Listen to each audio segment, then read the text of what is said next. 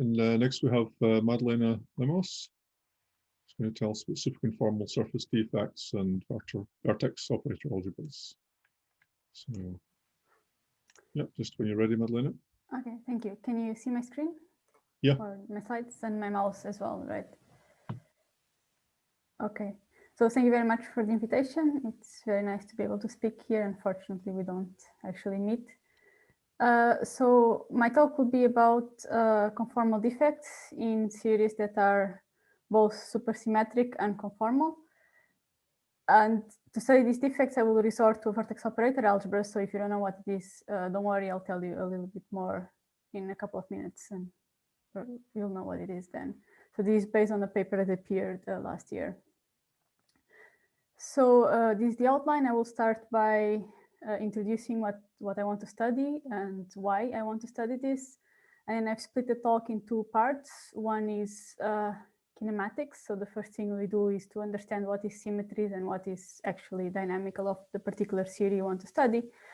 And the second part is where I tackle the dynamics using this vertex operator algebra that I'll tell you about. So let me start by what the goal is. So I'm interested in studying superconformal field series in 4 dimensions. And because these series are so symmetric, and in particular supersymmetric, they are much more tractable. We can get exact results, and they're very much constrained. So this is why they're an interesting candidate to develop our tools.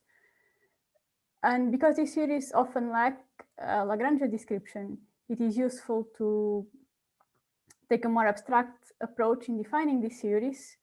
And so I will take a superconformal field theory to be simply defined by all operators it has and all of their correlation functions. So this is kind of a bootstrappy approach to the theory. And the idea is that I don't need to tell you what the Lagrangian of the theory is. Maybe you have some information, some minimal input about the theory that specifies the theory you're interested in. And then I solve for you the theory by telling you what are all the operators and what are all their correlation functions. And the idea is to try to use the symmetries and general consistency conditions as much as possible to learn about these, about the CFT or the SCFT.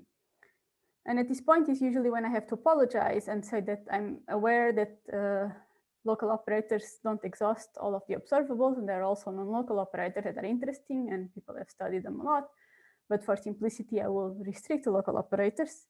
Well, finally, I can actually scrap this word and extend my observables and define my CFT to be the set of all operators and all of their correlation functions. So in particular, I can have as many local operators.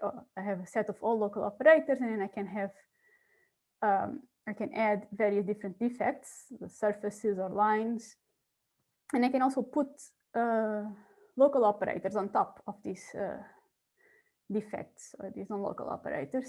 So all my set of my correlation functions is enlarged to be all of this. Again, for the purposes of this talk, and because we need to take baby steps here, I will be adding a single surface defect that admits a set of local operators that live on top of it. And there are, of course, local operators in the bulk, but I will just consider a single defect. So by now I've been saying defects a lot, so let me say exactly what I mean by that. So these are non-local operators, and you might be familiar with various examples. So I can specify them by saying, for example, a set of boundary conditions for my fields, or by taking some lower dimensional theory and coupling it to a higher dimensional one, or for example, the Wilson lines that you're familiar with, defined like so. So all of these, again, in the spirit of being abstract, I will denote by defects, and I won't have to tell you how I'm defining my particular defect. I won't have to tell you boundary conditions or anything like that. I will just characterize my defect by the symmetries it preserves and by the set of operators it admits that live on it. Okay, so this was the setup. And I want to say, please feel free to interrupt at any point if you have questions. It feels a bit weird to be talking to myself. So Now you could ask, why am I adding this extra complication of putting defects on top of things? And it's just not a complication, it's an old story that it has been long understood that the local operators don't exhaust the spectrum of the series. So I can have series that have the same set of local operators, but differ in the set of non-local operators they emit. So if you hand me a local operator spectrum, this is not enough to fully specify or characterize a conformal field series. So this is beautifully explained in this paper that is called Reading Between the Lines of four-dimensional gauge series. So for example, if you have a gauge theory, local operators are only sensitive to the Lie algebra, and they're not sensitive to the global structure of the gauge group, where non-local operators will be, Wilson lines in particular. And there are examples in n equals 4 super Mills is one example. If you have a gauge algebra SU4, there are distinct series that admit different sets of defects, and these series are not related by S-duality, so they're genuinely different series that you would only notice they are different when you ask, what are the different sets of defects that I can put in my theory, with this set of local operators? Okay, so very quickly, this is why we bothered adding this extra complication. And now, what are my goals? What I'll do in the rest of this talk is first to use the symmetries to fix all that is kinematics. So it's important to distill what is dynamical from what is kinematical, so we don't end up fixing stuff and just noticing it happens to be the same for all theories. And there's a reason it happens to be the same, it's because it just follows from symmetries. And then after I've disentangled dynamics from kinematics, I want to actually solve dynamics of series I care about. And this is where I will restrict to a subsector of operators that is captured by a vertex operator algebra, which is the same as saying by the left moving sector of a two-dimensional CFT. So in particular, questions I want to answer is, what are the defining properties of vertex operator algebras when I add this defect? How does this change my 2D chiral algebra? And what observables can it capture from the parent four-dimensional theory, and how can I compute them? Okay, so let me start with the setup. For this talk, I'm focused only on 4 dimensions, and I will want my theory to have at least half maximal supersymmetry, so at least n equals 2 superconformal field series. If it has more supersymmetry, it just comes along for the ride. I won't be needing it, but I need at least n equals 2. So my superalgebra is this one, which has as a maximal bosonic subalgebra the normal conformal algebra, and it has an R symmetry. So the supercharges transform under this R symmetry. They are doublets of SU2R, and they're charged under U1R. And now what I want to do is take a 4-dimensional n equals 2 SCFT and add a defect to it. I want to add a 2-dimensional defect that is flat, because I want to preserve as many symmetries as I can. So I will make it flat, and I will also demand that even though it will have to break some symmetries just by being there, I will demand that it preserves conformal symmetry on the defect. And it will actually preserve more than conformal symmetry on the defect. It will even preserve superconformal algebra on the defect, which is an n equals 2,2 superconformal algebra on the defect. And if you put this inside SU2,2/2, there is a commutant, which is a U1C. So let me say what the C is. So from the point of view of the defect, it's just some global symmetry, but it comes from the symmetries of the bulk. In particular, it is the combination of a Cartan of the SU2R symmetry and this M, which are rotations around the defect. So all I will say will apply only to series which preserve this extra U1C. Okay, so this is the setup. These are the series I want to study, and these are their symmetries. And I won't be saying anything else about the particular defect I'm adding. I'm only requesting that it has these symmetries. So now what are the observables? What can I compute in this theory? And actually this slide, I won't even, it's a bit more generic. What I'm saying doesn't even require supersymmetry. So if I have a single defect, I can, as always, add local operators. And if I'm far away from the defect, the local operators don't see that the defect is there. So I still have a convergent operator product expansion. I can still replace the product of the local operators by an infinite sum over all other operators in the theory, which is the sum here. And here, these deltas are just the scaling dimensions of the operators. And again, I'm using symmetries. So I know that each conformal primary will come accompanied by its descendants, which is just acting with derivatives. So this is just descendants are kinematics and are completely fixed. So what is interesting here, what is dynamical, is these OP coefficients and scaling dimensions. And so this is what you're familiar with from a normal CFT, and it just goes through. Nothing changes here. But telling me this information, telling me the bulk spectrum and all the OP coefficients won't be enough to fully compute any correlation function, because operators now can acquire a one-point function. There's now a distance that I can define as the distance between the operator and the defect. So one-point functions now become non-trivial. And I need to know this information if I want to use this OP to compute correlation functions. So this is a new piece of data that appears, and I should determine. And on top of that, I can still add operators on the defect.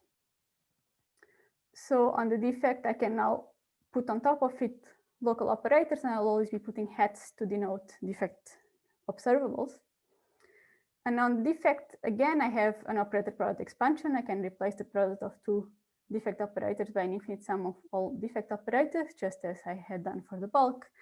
So on the defect, pretty much everything you know and love about normal CFTs holds, and you can use everything you like. In particular, one-point functions are all zero unless the operator is the identity, which is the only one that is allowed to have a one-point function. And everything you know about associativity of the operator product algebra, everything goes through. The only big difference is that there is no stress tensor on the defect. This is because the defect exchanges with the bulk. It's not an isolated system. So unless there is a decoupled system on the defect, there will be no defect stress tensor. There's only the full stress tensor of the system, which is a bulk operator. Okay, and then the other new thing that appears is that I can now take my bulk operator and take it near the defect. And when I do this, I should be allowed to expand it in defect mode, in defect operators. So there is a new OP channel that appears. Sorry, is there a question? Somehow the people disappear when I share screen. So if there was a question. Okay, seems like not. So I was saying that there's this new OP channel. I can decompose a bulk operator in the defect as a sum of now defect operators. So all in all, if you want to give me all the information I need to compute any correlation function in this setup, you need to tell me the set of scaling dimensions in the bulk and the OP coefficients. So this is what you tell me, to tell me the local bulk CFT. But now you need to add to that information the set of defect operators and their OP coefficients, and also these bulk to defect couplings. And if you want to see a reference for all these kinematics, there are many papers, but this one is particularly exhaustive. Okay, so this is the setup, the type of things we would like to compute. So now let me go on and start fixing kinematics. So I'm just bringing up again my original setup. I have a two-dimensional defect that preserves an n equals 2, 2 superconformal algebra that lives in my four-dimensional n equals 2 superconformal field theory. And just by adding this defect, I already broke some symmetries. Most obviously, I broke translational invariance in the directions orthogonal to the defect. So this means that the stress tensor is no longer conserved when one of the indices is taken to be the index orthogonal to the defect. These are the translations I broke. And this produces on the defect an operator that is called the displacement operator, and its dimension is protected. If it's a two-dimensional defect, if it's a two-dimensional defect, the displacement operator will have dimension 3. So this operator exists unless your defect is trivial, because it just follows from the fact that a surface will break translational invariance. But since I am in a superconformal field theory, I now should ask how this defect operator fits in representations of the superconformal algebra on the defect. And you will find that it's a top component, so it sits in a multiplet that is, and you get it by acting with all supercharges in the superprimary of that multiplet. So let's start exploring what sits above. So something else I broke was supersymmetry. And you can write similar word identities for the broken supersymmetries, and you'll find some supersymmetric displacement. I don't know what to call them. And I also broke, when doing this, I had broken the SU2R down to the U1R. So I broke this down to the Cartan, which means that I also produce I produce a defect operator that comes from the non-conservation of the SU2R current. So all in all, the displacement operator sits inside this big multiplet. That actually, it's a pair of two multiplets, two n equals 2,2 super multiplets that are of chiral, antichiral, and antichiral-chiral type. And if you don't know what it is, that's okay. So I can review it here. The two-dimensional defect has an n equals 2,2 superalgebra, which means on the left-hand side, it will have two supercharges that I'm calling G plus and G minus, because there's a U1 R and they are charged differently oppositely under the U1R. And then on the right movers, there are another two supercharges that I'm distinguishing by adding a bar. So chiral multiplets are simply the ones that are killed by G plus, and antichiral multiples are killed by G minus, and in this case, it's antichiral on the right, so it's killed by G minus with the bar in it. And antichiral-chiral is the opposite. So in the end, I have this protected operator that is guaranteed to be present in any non-trivial defect that I can add in my four-dimensional theory. And it's protected in the sense that its dimension is protected because it follows from all of these word identities. So I know the dimension of all these operators. This has dimension 2 and this has dimension 3.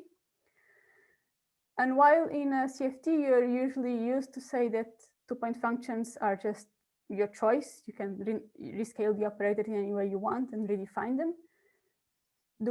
This displacement operator comes with a normalization that is fixed by this word identity. So I don't get to rescale it away. The two-point function of displacement operator and similarly of the superprimary are actually physical quantities. And so they are interesting to compute. In particular, it's usually called CD, the two-point function of the displacement. And another physically interesting observable to compute is the one-point function of the stress tensor. I said in the presence of the defect, operators can acquire one-point functions, and the stress tensor is a universal operator that is always there in any local theory. So you'd be interesting to, just like you use the CNA anomaly coefficients to describe which theory you're in, here you will need to specify what is the one-point function of the stress tensor and what is the two-point function of the displacement. And just like the CNA anomaly coefficient in a normal CFT, these can be related to anomalies of the defect theory in curved space. So these two guys in general are unrelated for a generic conformal field theory. But if you have enough supersymmetry, then they end up being related. Pretty much like the ANC anomalies are in general unrelated. But if you have n equals 3 or n equals 4 supersymmetry, then they end up being related. So this is what we will show here, that if you have enough supersymmetry, and we'll be discovering what enough means, then these two guys are related. So the way we do this is we we will consider all 2-point functions between any operator in the displacement supermultiplet, not just the primary, but all the descendants, and 2-point functions between another operator in the same multiplet, but also couplings between operators in the stress tensor supermultiplet and in displacement supermultiplet, and finally, all 1-point functions of operators in the stress tensor supermultiplet. So by considering all of these correlation functions and imposing the symmetry that is preserved on the defect, as well as the type of ordered entities I was writing before that relates the stress tensor to the displacement, you get that all of these correlation functions are actually fixed in terms of a single number that I took to be AT, the 1-point function of the stress tensor. And so from that, it follows in particular that the 2-point function of the displacement is related like this to the 1-point function of the stress tensor. And because the 2-point function of the displacement is a norm, it's the norm of the displacement, it has to be positive. And this tells me that the 1-point function of the stress tensor has a definite sign if you have enough supersymmetry such that these relations hold. And while the setup I gave you is n equals 2 SCFTs, because it's what will be relevant for later, in the paper we actually show that if you have a 4-dimensional n equals 1 SCFT and you put a surface defects that preserves these rotations around the defect, these U1C that I was calling, then these relations will be true as long as the defect preserves at least a 2,0 supersymmetry on it. So this is enough for the relation to hold.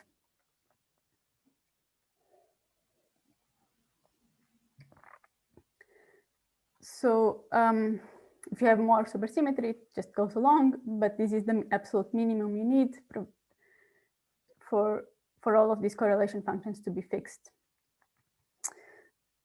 Okay, so this exhausted what I wanted to fix from dynamics. And now I want to, of kinematics. So now I want to move on to dynamics and study a particular series and the series I'm interested in.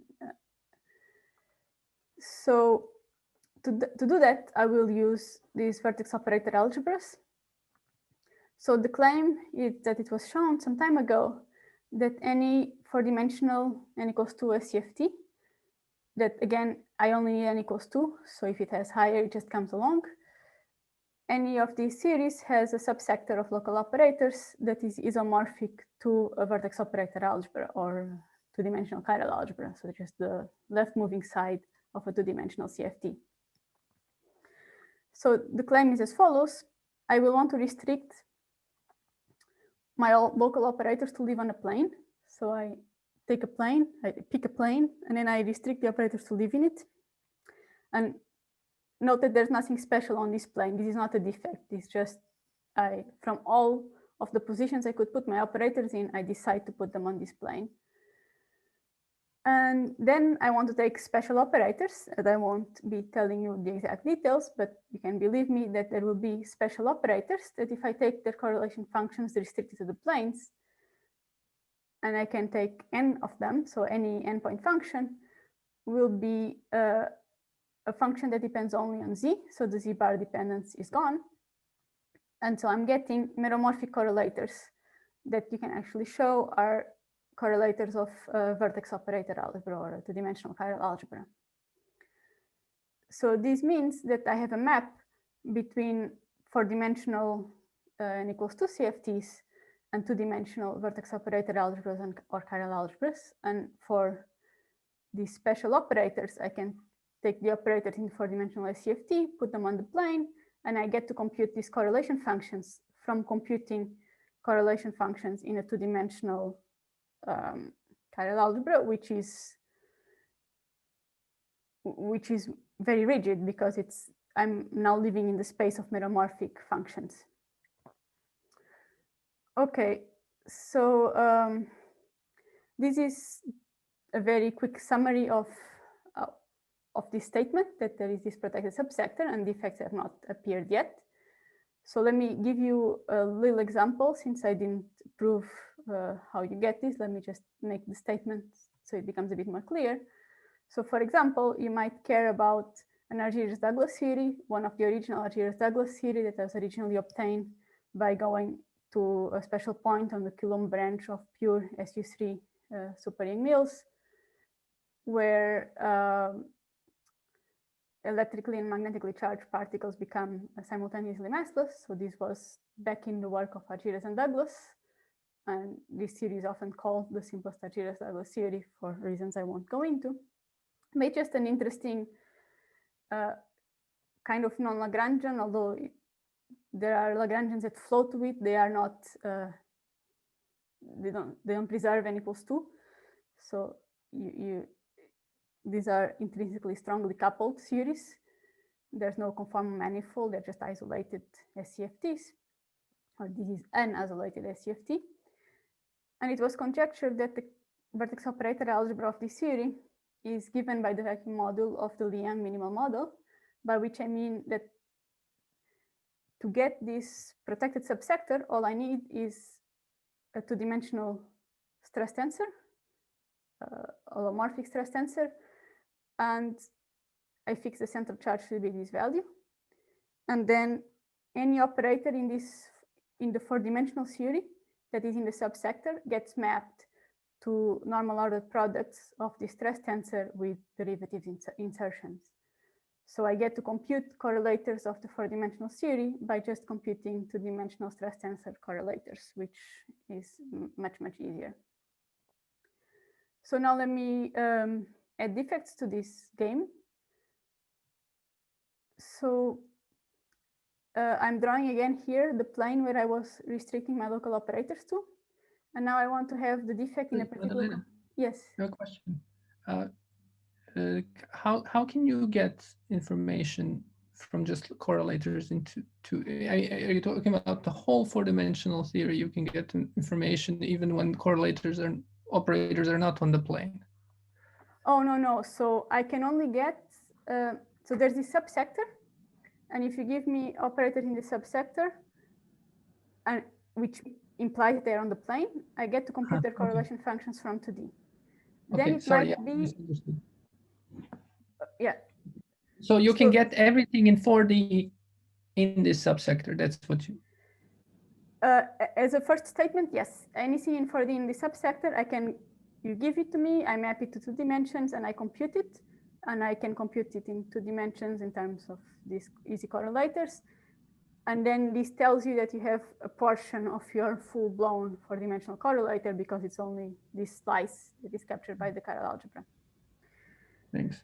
Things are slightly more complicated than that, because if you hand me a two-dimensional operator and you ask me, go find the four-dimensional guy it came from, so you know what correlators you're computing, in general, I won't be able to tell you this so easily.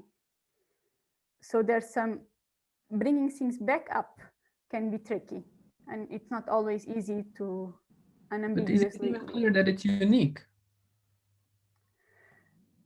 You could imagine there are multiple 4D theories which in this subsector are the same 2D theories. And a clear example of this is if your four-dimensional theory has a marginal deformation, a conformal manifold. This two-dimensional algebra is protected, so all points in the conformal manifold map to the same.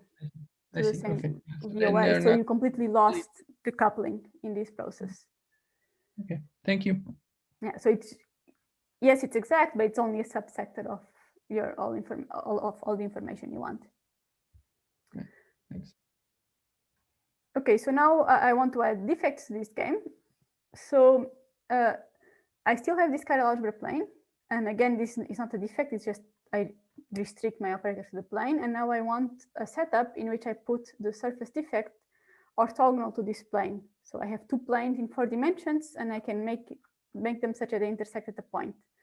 So I'm suppressing one dimension here. It is a 2-dimensional defect that preserves the supersymmetry, and it intersects my chiral algebra plane at a given point. So it was shown in these papers that this setup preserves the VOA, so all the construction I described goes through, and the effect of this defect, which if you leave on this chiral algebra plane, the insertion of the defect looks like you're inserting just a point, so local operator. And inserting this defect and when I say inserting the defect, I always mean you put the defect, and on the defect operators live, defect local operators live. So this is what I mean by inserting the whole defect. We'll insert a non-trivial module of the vertex operator algebra. So now, as I said, the defect comes with defect operators that I can insert. And if I insert them exactly at this intersection, so at the origin, they are seen in the vertex operator algebra, and they are just local operators in the vertex operator algebra, although they are fixed in this point because I cannot take them away from the defect. So an interesting question to ask is which defect operators are captured by the vertex operator algebra? What is the special operator that I need to consider? And it turns out they are anti-chiral defect operators. Again, anti-chiral is with respect to this n equals 2,2 superalgebra on the defect. So the most obviously trivial defect operator that obeys all these conditions is defect identity, which is the same as saying I'm not putting any, I'm putting a trivial operator here, so I'm not putting anything. And then I had written for you the displacement supermultiplet, and I had said that it fit in exactly an anti-chiral multiplet. So the displacement superprimary, just the top guy, the one that came from breaking the SU2R symmetry, this guy is captured by the VOA. And then there are also, this type of multiplets can also accommodate exactly marginal deformations, exactly marginal defect deformations now. And there are other operators that could sit in there. Okay, so I only get to make one defect operator insertion here because the defects are orthogonal to the chiral algebra plane. If I'm restricting all my observables to this plane, which is when I can compute things, I can only put one operator. But the defect will also intersect the chiral algebra plane at infinity, so I get to make another insertion there.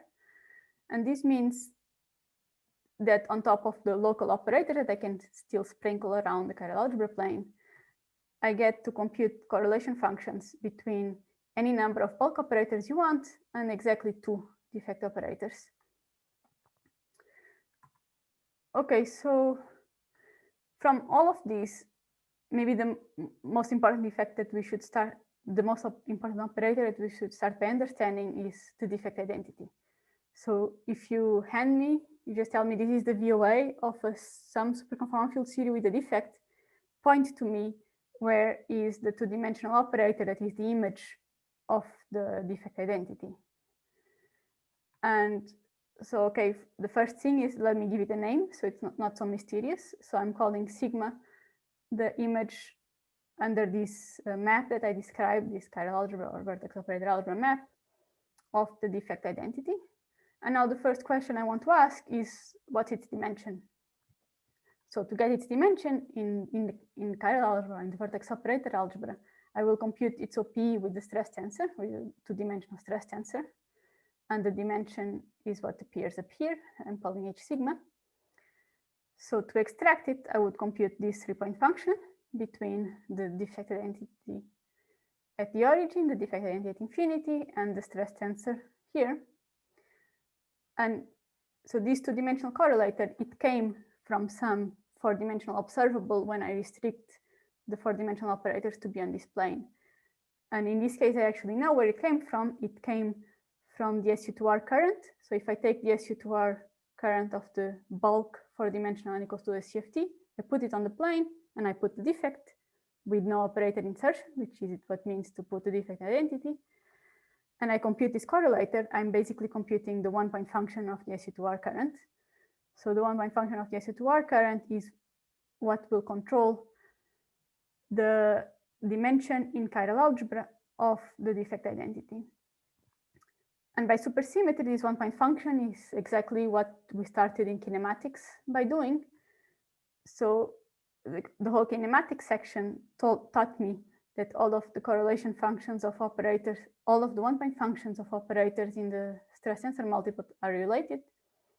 So this quantity is related by supersymmetry to the 1-point function of the stress tensor that I was calling AT. And this allows me to read off the dimension of the defect identity in chiral algebra from the one-point function of the stress tensor. And recall that I had found a sign for this because I had related it to the two-point function to a norm of the displacement, which was positive. So in the VOA, the defect identity, which is simply introducing a defect with no operator insertion on it, gives rise to an operator of negative dimension, which is the first sign that vertex operator algebras with defect insertions are actually weird and interesting modules of the VOA will appear. So this was the first statement I could make. And this tells me that if you just hand me this VOA, if you tell me what the VOA of an SCFT with a defect is, and I manage to find sigma, then I get to compute the one-point function of the stress tensor from the VOA. So for this, I would have to find what the defect identity is in the VOA. So I need to know a little bit more of its properties, not just its dimension. And it follows from four-dimensional OP selection rules that I can constrain the OP between the two-dimensional, the chiral algebra stress tensor, and the chiral algebra image of the defect identity, like so. So the first good news is that there's a zero here. The most singular term is a z squared. And this means that the defect identity is killed by all positive modes of the stress tensor. I'm happy with this because it's not always the case that defect operators obey this. So the defect identity is particularly nice. And then I had already computed the dimension, but I had just computed this term. I never showed to you that there was nothing else that could appear here. And in fact, there is. So if your defect has marginal operators, then their chiral algebra image will appear here. And this means that the zero mode of the stress tensor in 2D acts non-diagonally. So you get to get log modules. So it's an interesting type of module that you start getting. And then there's this term that is just del sigma over z.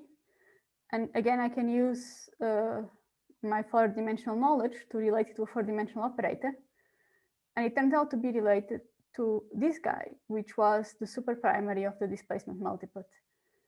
So the displacement multiplet, the displacement operator itself doesn't appear in chiral algebra, but a representative of it does. It's superprimary, which is the guy that came from breaking the SU2R symmetry. So if I identify the defect identity, I get to compute the one-point function of the stress tensor, but I also find the displacement operator. So then I'm able to compute correlations involving the displacement operator. So let me give you an example of this. I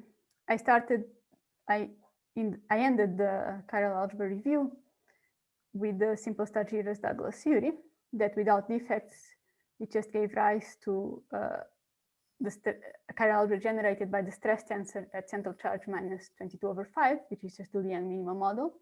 So this was the vacuum of the Liang minimum model. And now defects should add non-trivial modules of this minimum model, but there's only one.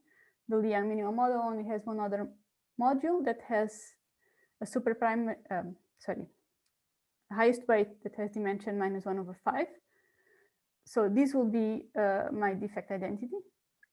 And this tells you that any n equals 2,2 defects in this Giras-Douglas theory must have this value for the one-point function of the stress tensor.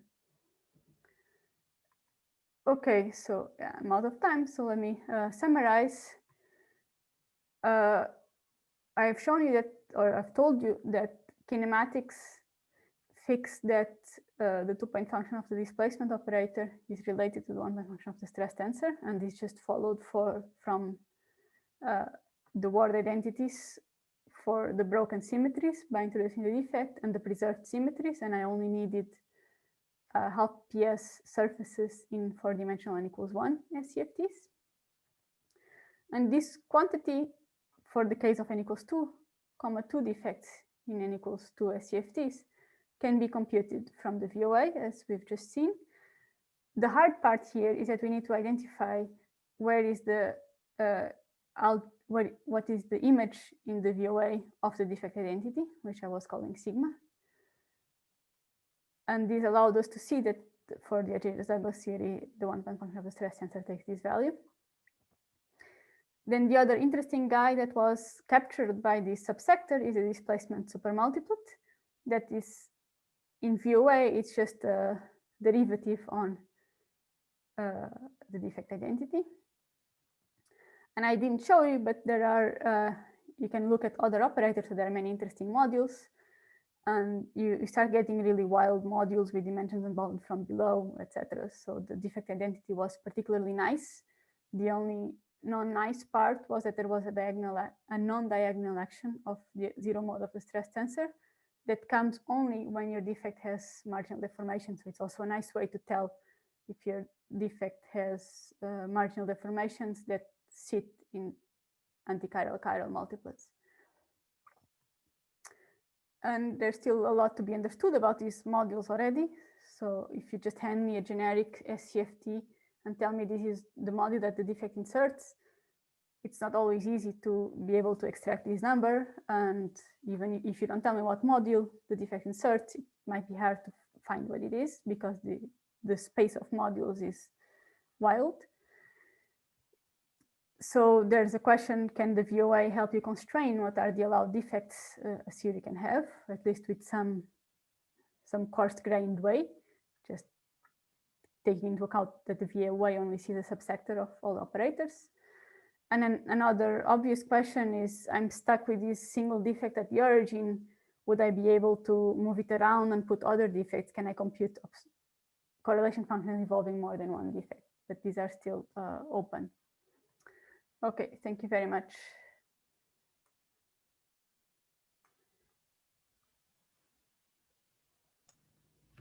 Yes, thank you, Madalena. Do we have any questions? A quick question. And thanks a lot for the talk, first of all. So I just wanted to get some clarification on the statement you made about the dimension of the defect identity. It almost sounded like you were saying every module for this VOA would have this identity operator that always had the same dimension no matter which module we picked. Oh no, so sorry, then I wasn't clear. I meant to say that. So if you have the defect identity is there, so it will sit in one module. And when I say module, sometimes I mean sum of modules. So a sum of modules is also a module. Yes. So there will be one factor in the sum of modules that must have the defect identity as its highest weight, or at least, let me not say the words highest weight, but at least it has to be killed by the raising modes of the stress tensor. Yeah. So this operator has to be there. There can be other modules that are added by adding other defect operators that can have dimensions unbounded from below, so you can get positive actions. So even the free hyper has a wild. Right. Yeah. It's just, I'm not saying that you can get any defect operator in VOA as in the same module of the defect identity. They can sit in other modules. Okay. And but AT is a property of the bulk for the SCFT, right? AT is a property of the bulk in the presence of a given defect. So different defects. Okay, sorry, that's what I was sort of missing. So I see. So AT depends on your choice of defect as well. Yes, and it might even depend on marginal deformations, which is an interesting thing. There's nothing preventing it from being constant under marginal deformations, both bulk and defect. Although I don't know of an example to tell you that it depends on bulk, I think is one I don't know. Right, thanks. That makes sense.